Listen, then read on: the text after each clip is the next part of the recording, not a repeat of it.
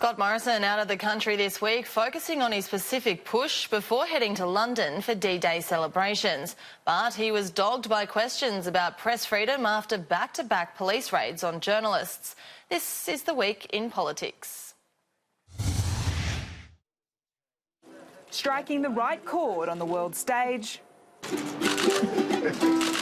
A friendly visit, but a serious expression of intent on the Pacific, with Scott Morrison making the Solomons the first post-election visit.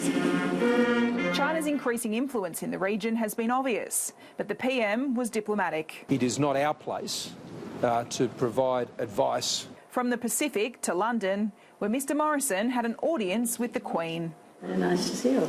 The main purpose of the visit to the UK, to attend the 75th anniversary of D-Day. It was a very moving and I think a very personal ceremony. Questions from home dominated though, with the PM peppered with questions about press freedom after federal police raided the home of journalist Annika Smethurst and the officers of the ABC. It never troubles me that our laws are being upheld. Mr Morrison adopted a different tone after public backlash. Look, I can understand why these issues can cause great anxiety, particularly to members of the press. And the federal police defended the timing of the raids. I made the decision of timing. That was my decision in my substantive position. Did you factor in the election? No, I did not. Meanwhile, the election aftermath continues. The new Labor leader defending his shadow Home Affairs Minister, Christina Keneally. There couldn't be anybody less qualified in the Labor Party. Cheer up. Stop being so miserable. Mr Albanese embarked on a listening tour and held his first shadow cabinet in the Sunshine State. We need to listen.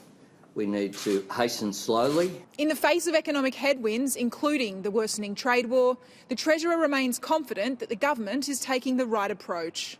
But we have got the economic plan. It was laid out in the budget. An optimistic tone, despite the Reserve Bank slashing rates amid lacklustre growth. This is the weakest growth through the year since the global financial crisis a decade ago. The government's economic credibility is in tatters. Trudy McIntosh, Sky News, Canberra.